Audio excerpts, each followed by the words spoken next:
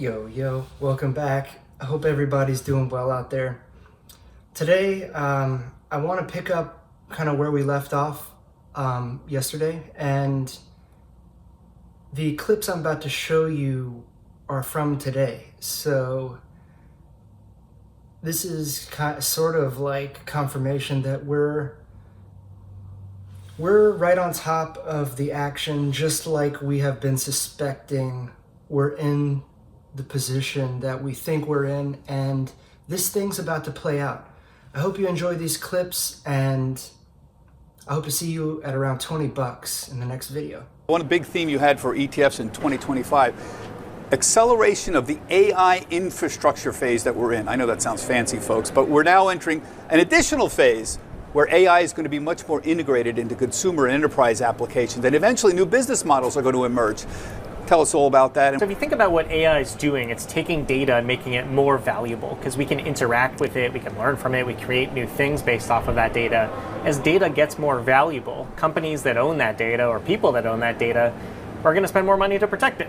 So just like if you had a more expensive house, you'd buy more insurance. If you think about your data, you want to spend more on cybersecurity. The next big question that we're all asking, I can't even believe we're just asking it 2 years later, and you actually just wrote about it.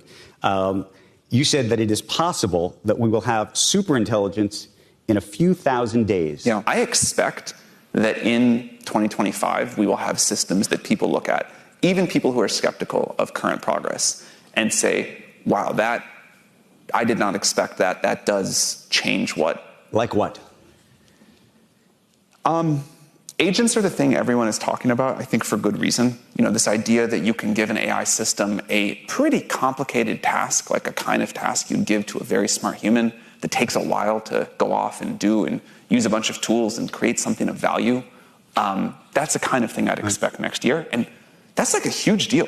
We talk about that like, oh, you know, this thing is going to happen. But that's like, if that works as well as we hope it does, that can really transform things. Okay, so what are we supposed to think? There's been a whole bunch of headlines in the past couple of weeks where people have talked actually about maybe that the scaling laws of AI actually are slowing down. And you put out this, I don't know if it was cryptic or it was very direct. You put out a tweet where you wrote, "There is no wall." I don't see how it could be any less cryptic than that.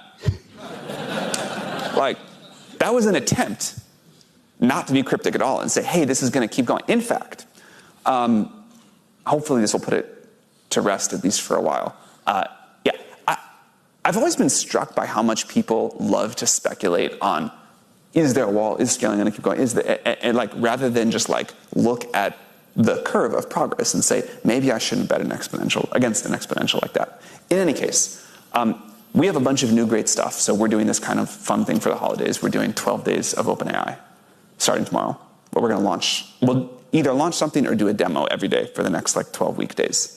And without saying too much about the thing for tomorrow, it is continued progress. We are definitely in an AI hype cycle, and yet we're not really focused on the 2024 hype cycle or even 2025. We're focused on the very long term, and artificial intelligence is a very big and very important macro trend, akin really to the Industrial Revolution. And so that's a trend we have been investing in for decades and are going to continue investing in for decades to come, regardless of where hype lands. Well, you wrote a piece a year or so ago, really identifying how Gartner, for example, sees hype cycles and this wild enthusiasm, and then suddenly you get into this disappointment, sort of a trough of disillusionment. Where are we in terms of consumer adoption, in terms of people actually putting return on investment, AI investment first? You're exactly right. Let me give a couple examples. AI changes over time.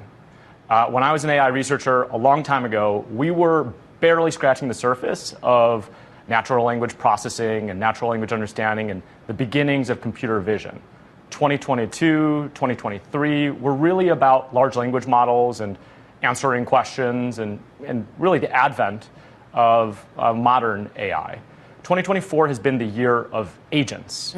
And what an agent is an AI that actually completes a task. You ask it to do something, and it doesn't just tell you how to do it, it does it for you. An example of an AI agent company is our own portfolio company, Expo. Expo was founded by the creator of GitHub Copilot, and they set out to create an agent for cybersecurity, an extremely challenging and important space. And in a few months, they were able to develop an AI that can actually outperform some of the best penetration testers in the world. So this AI goes in and it attacks a website with the permission of the website provider, finds vulnerabilities, and actually reports it back and says, we have found these vulnerabilities. We've completed this entire task. That was 2024 for AI. It was all about agents. 2025 and beyond likely will be about swarms of AI agents, networks of AI agents, them working together and maybe even against each other to some result. Konstantin, the swarm of AI agents, I feel there's a swarm of companies talking about AI agents, that we're about to have Salesforce numbers after the bell today, and they're all about Agent Force. At the same time, we recently had one of your portfolio companies on Rocks, for example, which is also all about agents. How are we going to see them cross-contaminate, work against each other, or indeed some win and some lose?